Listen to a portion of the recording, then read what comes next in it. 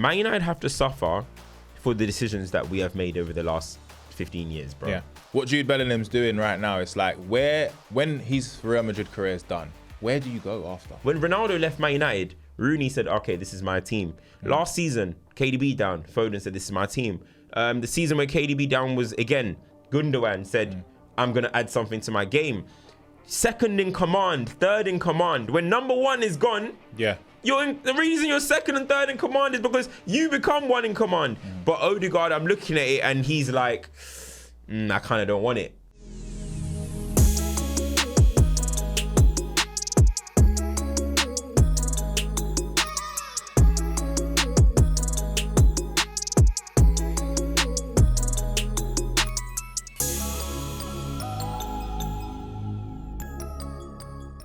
Well, it's the new year. Yes. We are here, finally here.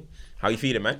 Good, you know. Yeah. I'm feeling positive. I feel like 2024 for a lot of people was very all over the place. How was it for you?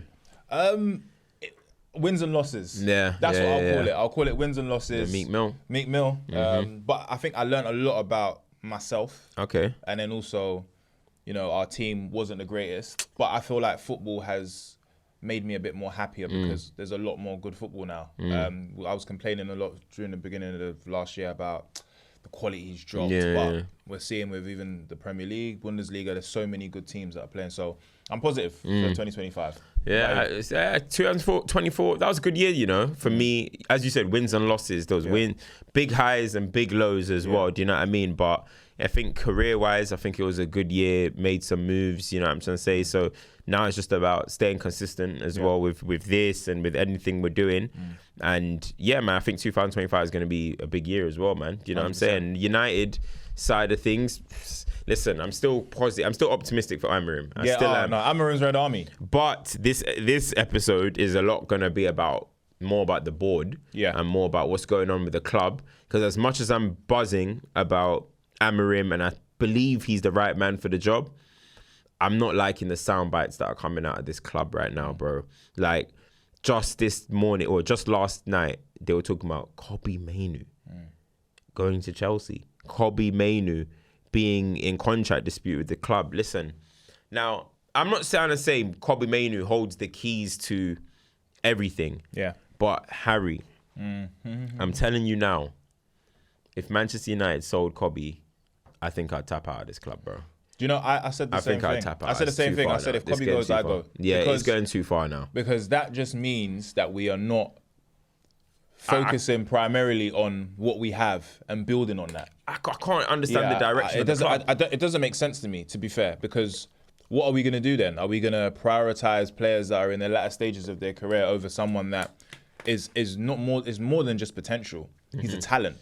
And he's proven that he's a top player. And then, I mean, we was talking earlier about Lenny Euro. We've just signed the kid. The guy was in the report. So people that don't know what I'm saying there, in the report, it said Lenny Euro is even one player that we would consider listening to offers for. And this is because of... Because we need to raise money.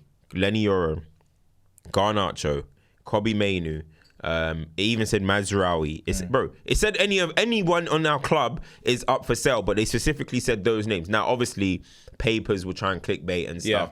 However, we just signed these guys. Like, Lenny Euro is he a teen still? Is 19, yeah. He's still 19. Robbie Mainoo is still 19. And we're talking about, all right, we'll sell them for money. What are we going to go and buy then? Are we going to go and buy better 19-year-olds than Robbie Mainoo and Lenny Euro?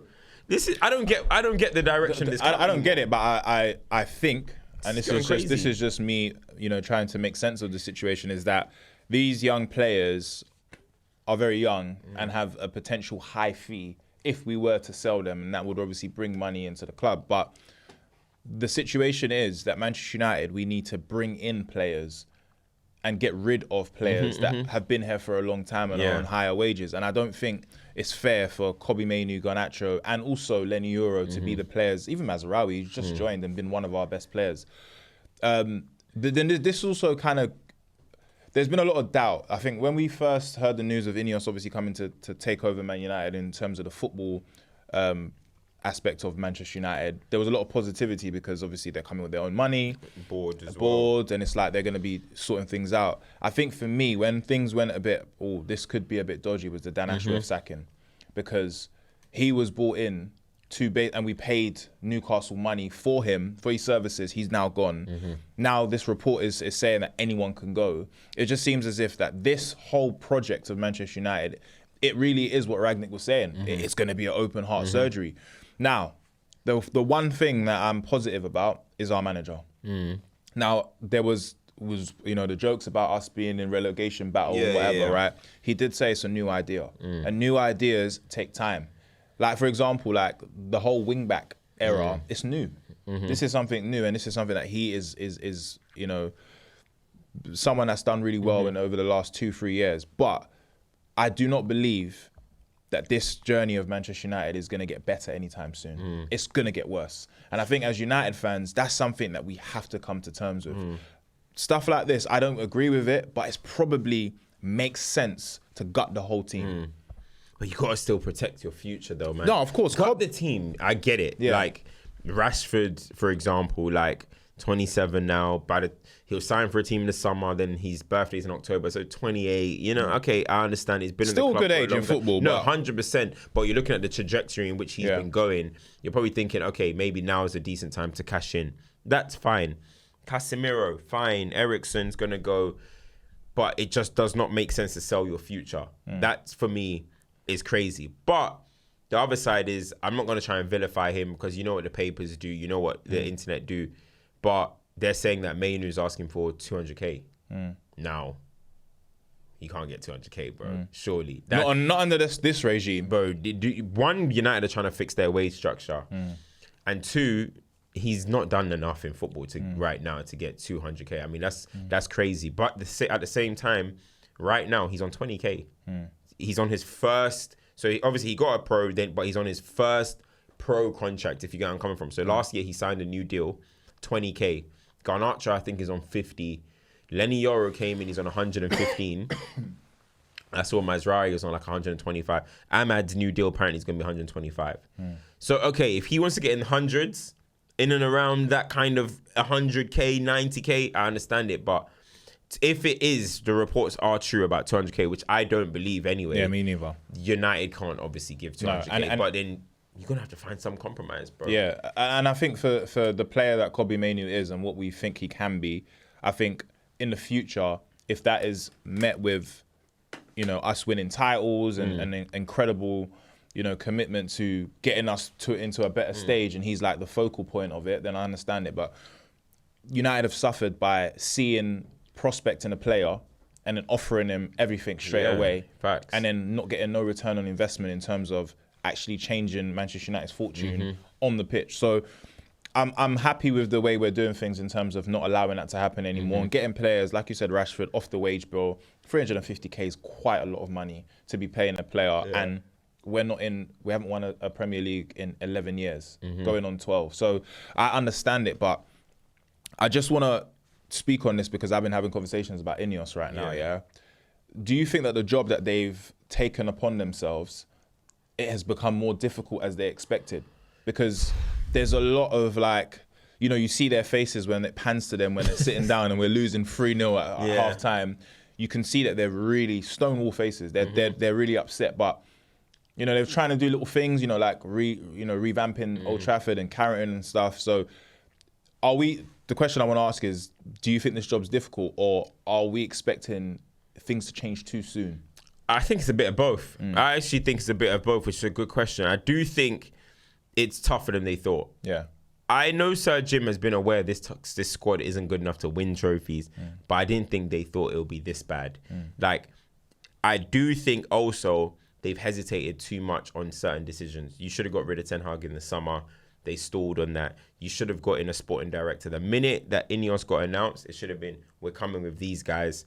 Boom. We end up hiring Dan Ashworth in July, and he's sacked now. Do you know what I mean? We hired him in July, waited and waited, brought him into July, fought Newcastle for him, and he's now sacked. That shows confusion. That shows second guessing your decisions. So for me, I do think the job is harder than they thought. I think recruitment is harder than they thought. I didn't think they expected to face so many issues immediately. Not only that, they're having to try and rule with an iron fist. We're seeing them cut staff. We're seeing them, you know, and everyone's like, whoa, they're cutting the tea lady. Do you know what I mean? But they're trying to do anything to kind of save money for this club. I do think they didn't expect that they would have to, how can I say, immediately try and make instant, instant like impact in the club. Do you know what I'm saying? But in terms of, are we expecting too much too soon? I do think so. Yeah. This is a process. I keep saying, right? Man United, I don't even like the word process, but Man United have to suffer, not because Amorim said that. I'm not talking about on the pitch. Man United have to suffer for the decisions that we have made over the last 15 years, bro. Yeah. We have to. I keep saying it. You can't get away with doing stuff like buying Anthony for that much, buying Casemiro for that much, buying Rasmus Højlund for that much, Mason Mount for that much, on that much wages when he's injury prone, buying Di Maria, then selling him and losing 20 million within a year, buying Lukaku and then selling him, losing money. Like, this is going to catch up to you financially. We have spent over $1 billion. We have spent money. We have done things and we have always got it wrong. This is what it looks like now. Now all of them problems that came from the Glazers, that came from Woodward, that came from Richard Arnold, all them guys, this is what has left us in 2025, bro. And with having to ship Rashford, having to consider if Cobby needs to go, Garnacho. When would Man United ever have sold their academy products like that back in even 10 years ago? Never. It's constant bad decisions eventually catch up to you, bro. And that's what it is. If you kept, bro, it's honestly, it's like you now eating a cake every single day. And then in 6 months, you're fat. And you're like, how did that happen? Mate, you ate a cake every single day. You get where I'm coming from? And that is where it is with Manchester United. We've made bad decision. So that's why we're here. So us as fans, we can't expect it to turn around tomorrow. No, 100%. It is going to take a clear out. It is going to take, and unfortunately, it's going to take getting rid of Anthony, but we still got to pay half his wages. Because who the hell is taking on the wages that Anthony's on? 200k. Who is taking that on? A lot of them, and do you know what it is? I think sorry to dig out Anthony. Yeah, it's not even like a dig. This is just the facts of what Manchester United have been doing over the last 10 years. But also, what it does, it puts things into perspective that Manchester United fans, we have to realise that we haven't been a good team for a very long time. So losing 3-0 to Bournemouth, I know a lot of fans was like, how could we do that? We lost to them last season. Bournemouth have been a great team and they've been a progressive team over the last few years. The likes of Brighton, Brentford, all of these teams have sustained their positions in the Premier League, where ours has fluctuated because we've paved over the cracks. Like, we've had a season where Rashford scored 30 goals and we finished in a decent position. We won a cup, and it's like, we believe that is what is going to build. But if you look at the model of a proper team, it takes time.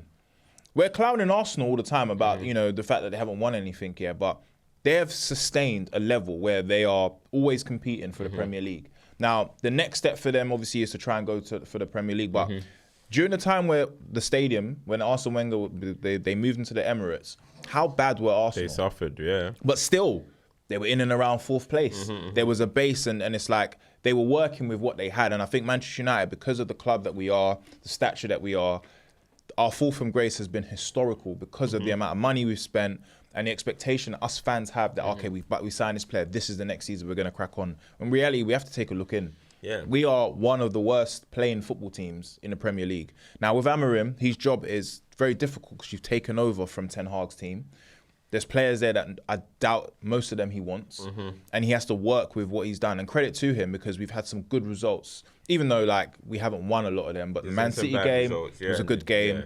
Liverpool's game was really good. Arsenal, the first half was good. We won against Everton 4-0. So that shows that he's a good manager. So I can never blame him. But I think it is now time, as hard as it may be, as you said before, certain players that we look up to and say, these are the players that we want to have in the future, probably might not be here. To actually start changing things around. It's like going flat on your face, bro. You got to go back to noodles before you go back to Wagyu. Yeah. That's the reality. It's the fact, that's exactly the facts. And the thing is, we've had them moments of eating Wagyu, bro. We had it when we're splashing money on Pogba, when we're when Zlatan is here, Sanchez. when we're doing this. Yeah, I mean Sanchez, or when we're paying that much for Sancho and giving him that much. We've had all this Wagyu, and now it is gonna get to a point where, as you said, we're gonna have to go down to noodles because, as I said, the bad decisions have caught up. We don't have that. Even though Glazers were always taking the money out of the club.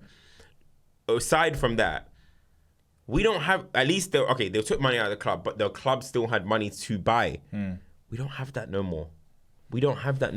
So now we're welcome to mid-table land and welcome to how the world of Brightons and Fulhams and how they spend money.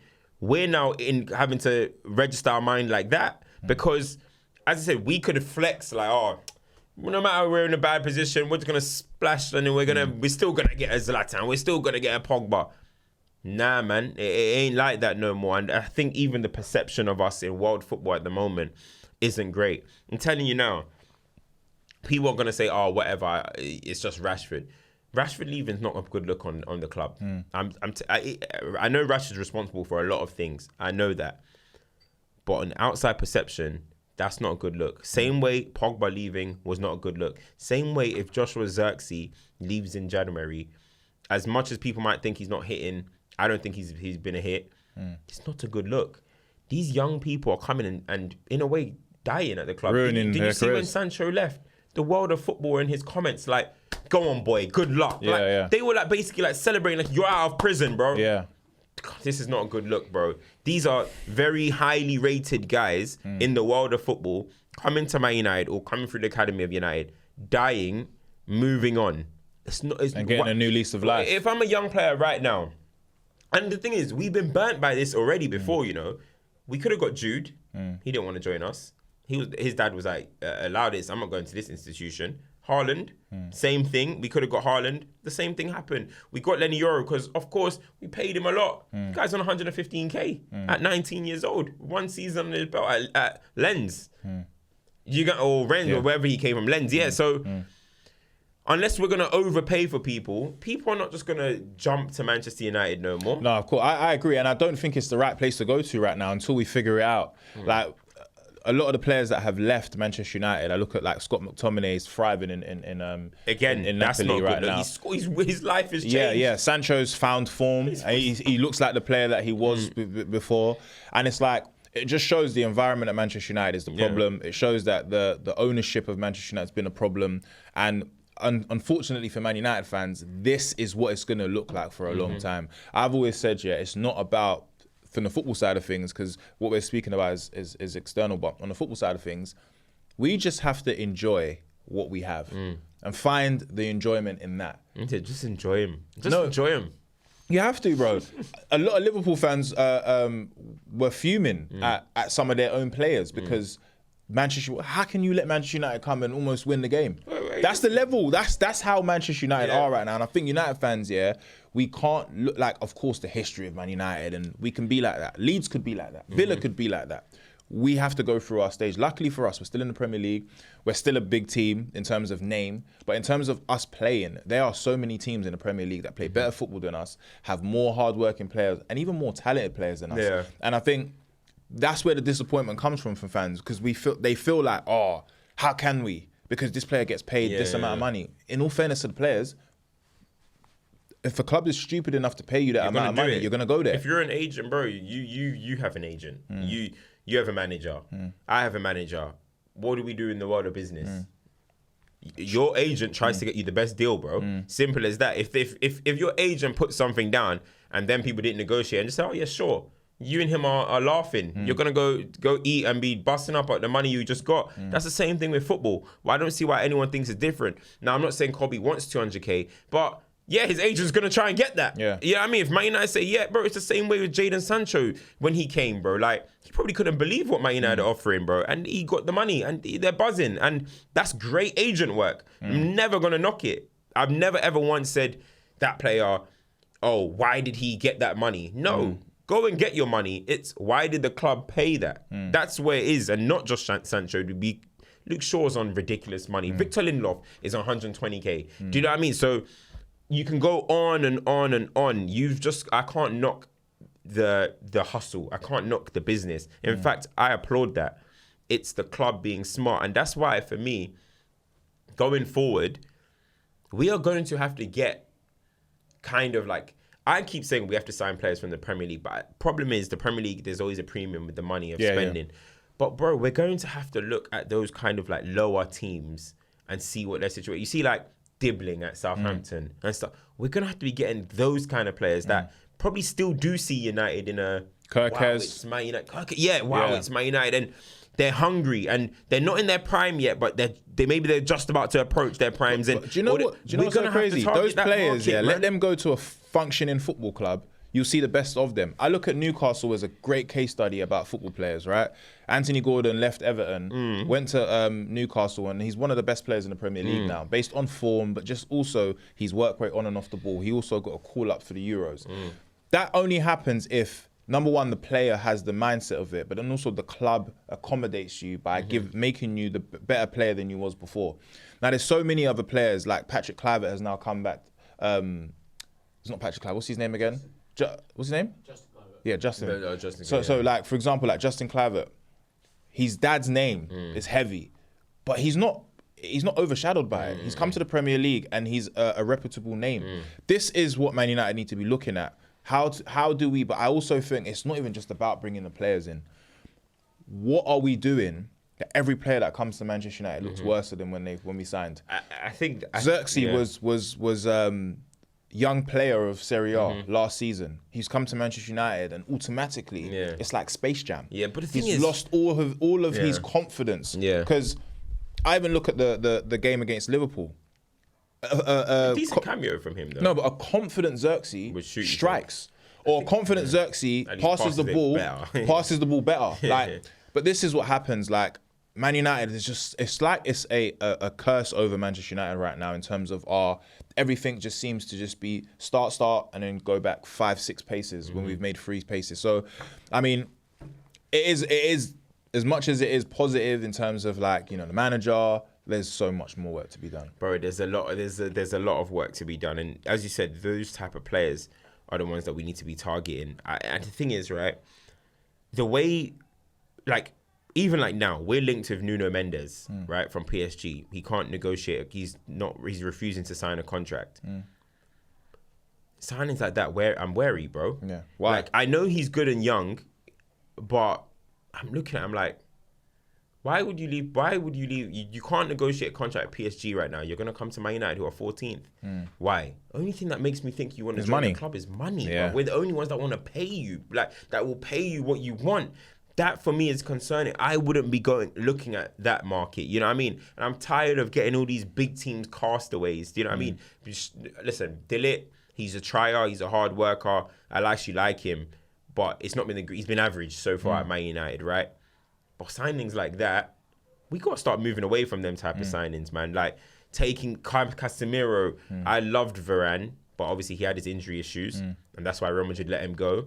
And we end up taking on them injury issues, but still, I think he was really good for us. No, anyway. He was. But we got to avoid signings like that. Do you get what I mean? We keep taking these teams we're linked now with Kolo Muani.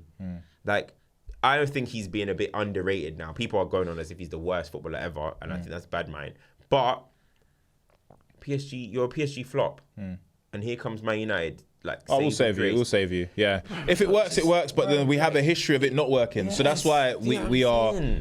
Yeah. It's concerning for me. But listen, we're gonna play Arsenal on the weekend. You're not gonna be here. You're going to the Super Cup. Spanish Super Cup in Jeddah. Yeah, that's lit. I'm gonna be at the game. Just got my accreditation actually. Sick. Got my accreditation, so I'll be pitch side. Yeah. You know what I mean? But I'm pissed at Waineri's. I was looking forward to meeting Waineri. That guy's injured now. But anyway, so we got Arsenal in the FA Cup. But quickly, Arsenal just lost to Newcastle. How you doing, Arch? All right, boys. Yeah. I didn't know that Mike was working. No, because obviously we was having our conversation, but I did say to him we won't talk about it, but I lied. Arch, obviously you guys just lost. Arsenal just lost in the Carabao Cup to Newcastle, and in XG doesn't say that they should have lost, but I think everyone watching the game doesn't think that was a crazy result. What do you look? Just forget about the game because that game's happened. Looking forward to Man United. Do you think you'll be in Man United? I'm much less confident for two reasons. One, the Newcastle game, but also the way you guys went to Anfield and actually looked like a solid team. And that's, to me at least, the first time that I've seen Amorim's style be effective in a game. Full stop. And that's away against one of the best teams in the league. And regardless of obviously the Newcastle game and our kind of patchy form, we're still one of the best teams in the league. And I think you guys are going to come and you're going to give us a real game. And the way we're playing at the minute, I think you said it off camera cams, you're not scared of our attack. And without Saka, I'm not excited about our attack. There's nothing that gets me excited about the way that we play at the minute. It's tedious, it's predictable, it's slow paced, and unless we can prey on a couple of corners or sort of deep free kicks, we've unfortunately kind of got nothing unless some miracle happens and we start playing this free flowing attacking creative football that we played a couple of seasons ago. But we're not going to switch that in a few days time. So yeah, I'm worried. I'm going to be honest, boys. I'm worried. What are you thinking about it for it? Yeah, I think the thing with Arsenal is that I think this is more important to Arsenal than it is to United because we've been bad the whole season. I think we won the FA Cup anyway. Yeah, season. But not even that. Let's just say for the season that it is right now, right? They've now been knocked out of the Carabao Cup, which is a trophy that I think any team should try and win just to get that feeling of winning a trophy again. We're still in it. There's a second leg. We can go to St James's Park. Yeah. Put free pass. If you don't live with hope, what have you got? No, hold on. Let's make a forfeit right now. Yeah. You can give me and Harry a forfeit if you guys go and the reason why I said you've been knocked out. You are not beating. I've got you. You are not beating Newcastle 3-0. James's Park. 3-0 at St James's. I've got you a forfeit. If we go to St James's Park, and we turn around the leg and we get through to the final, regardless of the scoreline, you boys have both got to wear Arsenal shirts next episode. Are you agreeing to that? Yes or no? That's dark. That's tough still. We'll get back to you. Yeah, that's tough. We'll get back to you. At the end of the episode, we'll make our decision on that. It's in a few weeks, so you got time. The reason why I'm saying you get knocked out, it's wishful thinking, right? It's because I think with Arsenal, one thing I've realised over the last few years, especially under Arteta, is that you don't fight well with adversity when it comes your way. And I think you mentioned Saka not being there. Obviously, I don't know how long Ethan is out for as well. And then the attack isn't as strong as it is when he's in the team as well. And Newcastle, just based on form alone, are a very tough team to beat. I think most teams in the world of football will find it very difficult to get a result from them. Also, especially at St James's Park. Now, coming up against United, it could be an issue where United, we've gassed out because we've given Liverpool one of our best performances of the season. And then against Arsenal, we've seen it this season where first half, we're good. If we're not creative and we don't finish our chances, I think Arsenal probably have better strength in order to get the result. But this means more to Arsenal for the simple fact that if you are knocked out of the Carabao Cup and then you then lose to Man United and you're knocked out of the FA Cup, it's another season with no potential trophies based on how the season is going right now. Liverpool look very, very strong. City are starting to get a bit of form again. Nottingham Forest look good. Now, if Nottingham Forest beat Liverpool, then it's a different conversation. So, what does that look like for you? Do you reckon the players now are starting to read into the fact that this could be another trophyless season? Obviously, it's premature because obviously Newcastle, you could still win, but where I stand, it doesn't look like it's going to happen. But yeah, what do you think? I think you're right. I think you're right. I think there's real potential for this game to fully derail our season. We're still in the Champions League. I'd like to point that out, and we're doing all right in the Champions League. But like you say, when it comes down to, I think he's been drinking. Yeah, he's been drinking. Yeah. Back in New Year's, yeah. Always dry Jan, but it happens to the best of us. We're still in it, so I'm not ruling that out. But I can't even say it seriously. I think you're right. There's real potential for it to derail our season, and it's a shame, right? I went to the Newcastle game yesterday, and I was saying to my brother on the way back that I actually semi-enjoyed.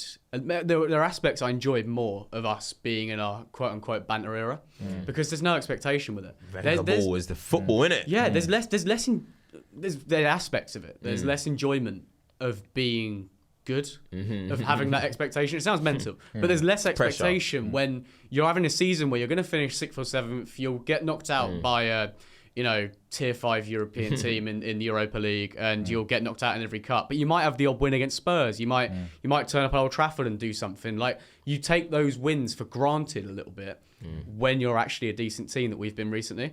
And so I enjoyed that era. And now we're in a period where there's massive expectation for us to just win something. And I think that Carabao Cup game, and I joke, we're not going to go turn it around at St James's Park. I'd love us to, but we're not going to do it. So that was a real opportunity for us, and we just haven't turned up. So fundamentally, I love Arteta. We've just gotten to a quite a boring point. The reason why that game wasn't a win is because of the ball. Mate, that quote has been misconstrued so much. It is misconstrued, but it's just funny because you guys have beat Bolton 5 goals. You guys won 3 goals. It's just funny that it's now been mentioned. But for me, everything that's going on with Arsenal, a lot, you can say down to Arteta. I think Arsenal in transition, I've mentioned it before, I mentioned it on my YouTube. I think Arsenal in transition, counter-attacking, are one of the worst teams in the league. It's too slow, as you mentioned earlier. It's too slow, it's too pedestrian. I think they allow teams to set themselves up way too quickly. Way too easily. And that's on the manager. The signings, Mikel Moreno, Sterling. Sterling didn't come on yesterday. Zinchenko and who's the other one? Zinchenko and Jorginho, I think it was, came on. Not even Raheem Sterling. So you're looking at the signings, not great signings. So that's, I think, on management and that's on the board. But sometimes as well, at the same time, I'm seeing a lot of people now go on as if Arsenal have a bad squad. And it's like, did you think that at the beginning of the season? No, did you think that last season? Very, very good squad. So I think now it's like, don't shy away from criticizing or looking at these players. And one of them players, for me, and it's disappointing because I rate him very highly, is Martin Odegaard. I'm looking at Martin Odegaard and everybody was talking about, look at Arsenal without Odegaard, when Arsenal dropped a bit of form and they had Saka out there, to the point that everyone started saying, oh, this is Arsenal's most important player. It's Martin Odegaard. I always thought, no, it's Bukayo Saka. He's the best and most important player. And now Saka's out and Odegaard's there. And you're seeing similar things in terms of Arsenal attacking, Arsenal free-flowing is not there. But the thing about it for me with Odegaard is, I don't look at Odegaard as a player who switches games on its head like that. Like, as you can say whatever you want about Bruno Fernandes, but Bruno Fernandes is a match winner. He can win you games. Cole Palmer, KDB, Foden, Morgan Rogers, Morgan Gibbs-White. These guys, even Maddison, these guys are like X-Factor players. Like, they can win you games. They can get you goals. Odegaard's more of a connector, conductor, That's what he is. But you have to sense moments. And I think, I'm not saying be something you're not, but Bukayo Saka is injured. He should be seeing it like, there's more onus on me now. Instead of that little pass to the right-hand side to Leandro Trossard, who's playing there now, I'm going to cut in and shoot. I'm going to whip it. He's got to now try and add that X factor to his game because Saka's gone. You can't play exactly the same way. When Ronaldo left Man United, Rooney said, okay, this is my team. Last season, KDB down. Foden said, this is my team. The season where KDB down was, again, Gundogan said, I'm going to add something to my game. Second in command, third in command. When number one is gone, the reason you're second and third in command is because you become one in command. But Odegaard, I'm looking at it and he's like, I kind of don't want it. I kind of don't want it. Havertz is trying to do it. Moreno, Declan Rice, I saw was bursting forward like 3-4 times. I'm like, Odegaard, not only are you the second best player or whatever, you're the captain. And for me, he's hiding. And disappointing because I rate him, but he does need to add some X factor to his game. It's missing. It is a tough game to add that X factor to because, you don't know what to expect from Man United. I think that's why it's a bit of a difficult fixture to have because if it's a Man United that it has been over the last, few months, 6 weeks, whatever you want to call it, then it should be an easy game for Arsenal. All they need to do is just play their game, contain and do whatever. But if United play very attacking like how we have been playing over, against Liverpool, then I think Arsenal will struggle. My other issue I have with Arsenal is that, they had a period where they had a striker, Jesus, and I saw Arsenal play a little bit more better in terms of their. I agree. In terms of there was just an end product. It was just there, and he scored. I think he scored like 5 goals in like 2 games or whatever. But then it's like that's now dried up again. But that was the best football I think Arsenal played this season in terms of their attack. Do you like this approach from Arteta where it's like, I don't want to concede goals, I want to keep the ball, but I know that we're not going to create anything, because it just seems as if you do everything, you get to the wings, and then that is it. And you're very reliant on corners without no banter, banter aside. And the corners are lethal, by the way. But that isn't, we say this thing about DNA. It's not Arsenal's DNA. Arsenal's DNA is actually to play progressive, beautiful football, have great defences, because you've had that in the past. Do you enjoy it? It's like I said before, it's pedestrian, the way we play. It's more of a style of play for me this season rather than a personnel issue. I've not been one of the Arsenal fans who have been too vocal about us needing a number 9, especially the last couple of seasons where we were top scorer in the league 2 years ago, or maybe even last season, I can't remember which one it was, but we didn't struggle to score goals up until this season. We haven't had an issue with playing slowly. It's just the season where it's become an issue. And now I'm very much on we need a number 9, because once our plan A fails, where we actually do play some good football until we concede, and then it's like, right, we're going to pump in cross after cross after cross, and it's going into Havertz, and I like Havertz, and he's tall, but he's not particularly good at heading, and it will go into Jesus, who's also not particularly tall, and not particularly, he's not a target man. Like, I think the way that we play at the minute, it's not even like we're playing like old George Graham days of where we win 1-0 and we grind out results because we were defensively solid. It's like we're kind of lacking a bit of identity at the minute, and I think that's the main worry for me. And yeah, obviously no Saka's not helping that, but no other attacking outlets definitely not helping that. So, but I'm kind of I don't know, Mac. I'm kind of confident for the game. Just to round that off, I'm kind of confident for the game. Honestly, if it's not a set piece like it happened at Emirates last time, I think we can contain them. You know what I mean? And we've got to remember, there's no replay, by the way. There's no replays. One of us have to go through this round. So I think it's going to be interesting. I think we can potentially cause an upset there, man. I do think maybe the confidence, like Emirates is getting quieter and quieter and quieter. You were at Emirates yesterday. How was it? I'll tell you what. I've been to a few games this season. Yeah. Genuinely, yesterday was the best atmosphere we've had all season. Is that because of you guys or is it because of Newcastle? That's because of 6,000 Newcastle fans. Bro. Yeah. They were loud. Remember, with cup games, you get extra few thousand. No, I'm telling you, when I was at the Emirates a few times, like, it's just been getting quieter. And I just think, listen, potentially one thing that we have done well in them big games is we have silenced away crowds. I was at the game against Arsenal with United, and we lost the game, but majority of it, first half, they were silent. Bro, they were silent. We bored the game out, and the fans were next to me, getting flipping frustrated. They were getting angry. And then Liverpool, Anfield, we silenced Anfield for a while. Obviously, we went 1-0 up as well. We silenced Anfield. Etihad as well. Silenced it because the way we play, yes, it might not be so attacking right now, but we keep the ball better. We're structured and we defend a little bit better. And it's the breaks that we're able to create as well. So sometimes we just bore the game out a little bit, and you want to do that in away games. And I think if we can do that against Arsenal, I do think there'll be some frustration starting to kick in from the fans. You know that pass that goes off the pitch, all of a sudden it's it's moaned. Yeah, I need that. Inject it, please. You know what I mean? Yeah. So hey, listen, I think there's a possibility. Yeah, we can. Let's see what happens, man. Score predictions? All right, it's going to be a boring game. It's going to be 0-0 and it'll be 1-0. We'll win 1-0 at extra time or something like that. Wow. It'll be dumb. It'll be the most boring game because neither team's entertaining. What do you reckon? I'm gonna go for a sneaky 1-0.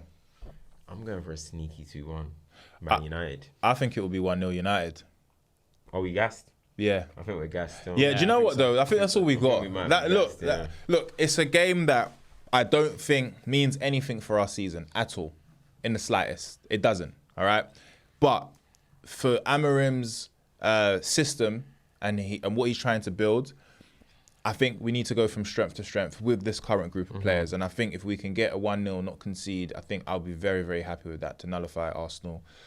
But I can also see it going the other way, where Arsenal, score early and then but that's the difference is that with United this season, when we concede, we don't look like our heads are gone. We're a lot more calm. We're much more calm and we still kind of play our way. But against Arsenal, I think at the Emirates, if they score early, the crowd's going to get behind them. Yeah. All right, cool. That was a good episode. Good chat. Yes. Quickly. Before anything, Rashford looks like he's going to Milan. Yeah. His brother just landed in Italy, but he's still got offers. They just said today that Tottenham want him on loan. I don't see why we would do that, but Borussia Dortmund, Milan, and I think it's Juventus. Those are good clubs, you know. I mean, they make sense for Champions League clubs where as he's well. at. Exactly. A lot of people are gonna see it as he's downgrading, but he's not really. You know what I mean? He's just going off and doing his thing. I think he should go abroad personally. I don't think he should go Spurs, but it's up to him. Did I ask you that? Was I the last person to do the quiz for you? I think it was. Yeah, you did. But before we get into the quiz, I want to just quickly talk about the Spanish Super Cup. Yes. So it's potentially going to be a Real Madrid-Barcelona final. Real Madrid have found form again. Mbappe started scoring goals again. Jude Bellingham is doing what Jude Bellingham does. He's back. He's back to his... I don't even think he wasn't at his best. I think Real Madrid were just in that transition of signed a new player, having to adopt to Kylian Mbappe, and it's they've got it together quicker than I expected, right? Now, Lamine Yamal won't be playing in that game because he's injured, and I would have really loved to see him play live again because we watched him in the final in the Euros. If Real Madrid win another trophy, another Super Cup, is this going to be the best 2 years, potentially, that we've seen from a football player, from Jude Bellingham? You know what it is with Jude, yeah? He's living a fairy tale. It's like story. a movie. Yeah, it is a movie. I remember they had that Alex Hunter situation, and I think that was based off Rashford, actually, apparently. But they need to find a new version for Jude because this stuff is honestly like a movie. Have you seen that he's got just 2 under 90-minute goals or something like that than Ronaldo and Messi or something like that? Like, I don't know. He's got this mad clutch gene. He pops up for goals. It's incredible. Birmingham to running the Bernabeu is retiring their jersey. His jersey as well, Birmingham City. It's unbelievable. He's literally living a dream, you know. And look, Jude, right? I'm not gonna lie. I wasn't happy with him after the Euros, but he's just continuing to do his thing. He is a good player, of course. But I was onto him. I was onto Foden. I was onto Kane. Them three, I just felt like their performance levels wasn't good enough. But listen, I've seen Paul Scholes not have good enough tournaments. I've seen Lampard. I've seen Gerrard. Rooney. I've seen Rooney have many bad tournaments. So I'm not going to hold him to it forever. But Jude is a top player, man. And a lot of times people try and slander him. But you know where it is with Jude Bellingham, man. Top player. And honestly, dream. He's living... No, it's a joke. He's living something. And he loves to talk so much, that I know he's gonna do his own documentary soon. Narrating that himself. And I know I can't wait to see that documentary. But for me, I think what Jude Bellingham's doing right now is like when his Real Madrid career is done, where do you go after? No, bro. Do you stay there forever? Why does it have to be done? Do you retire at Real Madrid? Because he's genuinely doing everything so quick. Champions League done. La Liga done. Yeah.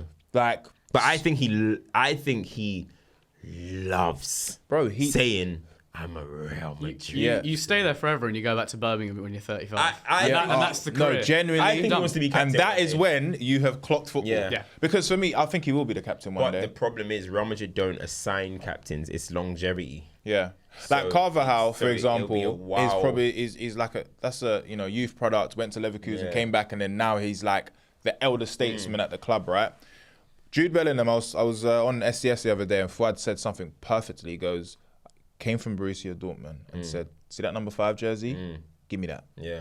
And he's lived up to it. Yeah. Like I don't think we've seen a player go to that club, bar Cristiano Ronaldo, and make such an impact so quickly. It's statistically. Yeah, he's become a football icon right now. So yeah, I'm going to be at the Spanish Super Cup. Are you linking him? I've messaged him, he hasn't replied. It gets like that. Like when he had like 10 million followers, I was getting the replies, man. Now you're at 30 something. Yeah, I think I double messaged because I messaged him happy birthday, no response. And then let me even check right now. Let me check. Dude, you've switched up on the man, them, yeah? Hey. Yep, no response. Nah, that's not. I don't think he's read it. Yep, it's all good though. It's all good, man. Shout Rudy, man. You know he's gonna respond to you, man. Yeah, you know what I'm saying? Big look, before, man, we used to chat. We used to be in there. No, I'm joking, but it's never that deep, bro. He's genuinely a superstar. All right, cool. So, you gave me one, right? Yeah. I gave you one. Pause. Whoa. Yes, you I think I'm gonna change this, man. I don't care about pausing anymore. Yeah, I mean, let's grow up, man. Let's grow up. Pause. Childish. Okay. All right. So, Cams. Yes. I want to take this to global football. All right. Okay. Can you name me the top 10 goal scorers in the World Cup? All time. Oh. Top 10 goal scorers in World Cup history. Okay. All right? Yeah. All right, so... Wait, hold on. Let me set a timer of 1 minute. Because we usually just finesse it, but today we're going to do it. 10. And that time generally starts now. Messi is 5th. Mbappe. 6th. Closer. Number 1. R9. Number 2. Le Fontaine. Number 4. That's Lineker. He is... Okay, so... He's joint 10th. He's joint 10th with like bare players. You gotta give me that. So don't give me the other ones. The other 10. Okay, so yeah. That's 110. Okay. Yeah. 20 seconds. So how much is that? 6? 1, 2... Yeah, 6. Maradona? No. He didn't make it. Pele. Yep. Yeah. Pele. Garrincha. No. Is it Garrincha or is it Garrincha or is it Time. Damn. What? That was too quick.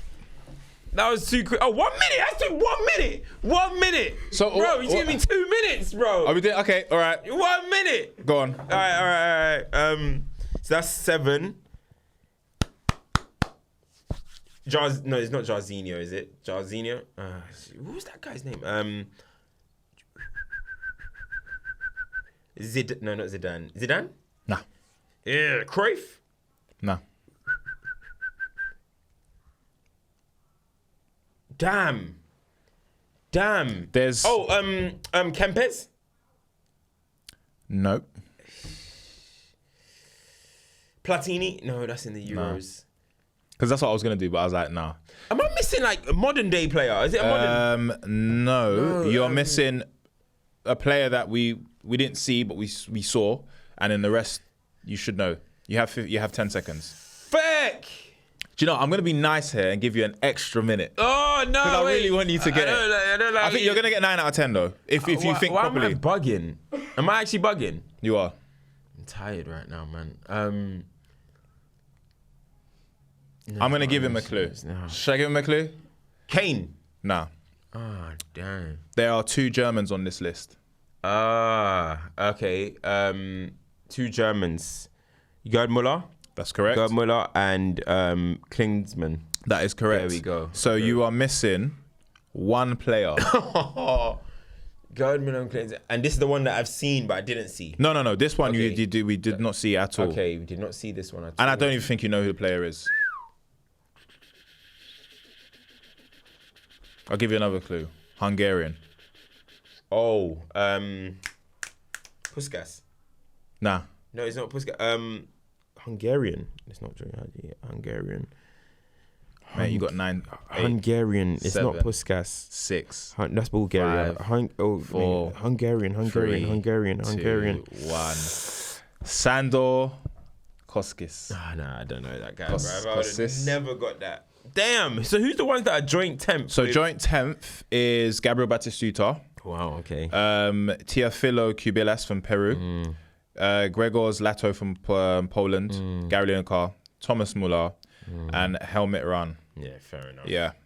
Hey, did all right. 9 out of 10. Yeah, not bad. 9 out of 10. Not bad. With some help. Yeah. That was a tough one. That was a tough one. That was tough. All right, well, yeah, guys, we'll see you next week. And obviously we'll have an in-depth analysis of the games that have happened over the weekend. Obviously, it's the Cup weekend this weekend. So, and hopefully, United can shock Arsenal. All right, so before we end, remember Archie said if Arsenal are able to qualify and get through to the final of the Carabao Cup, we're going to wear Arsenal shirts. Yep, but that means if they don't, Archie has to wear Man United top. Hang on, but we're already 2-0 down. No, we got to make some stipulations there. Or you have to, okay, because you're 2-0 down, we won't make you wear top, but you have to sing one of our chants. Yeah. Right, bet. But you're going to be on camera. Yeah. Yeah, right here. Yeah, kick off the episode before anything's even happened. Yeah. And we're going to pick the song for you. You're going to pick it? We're picking the song. But I've got an Arsenal shirt at home. I've got a Bergkamp one. Oh yeah, you do. So I will wear that. I'll be fuming. It'll be the first time I've ever put an Arsenal shirt on my skin. Woo! Right, anyway, we'll see. All right, guys. See you next week. Peace.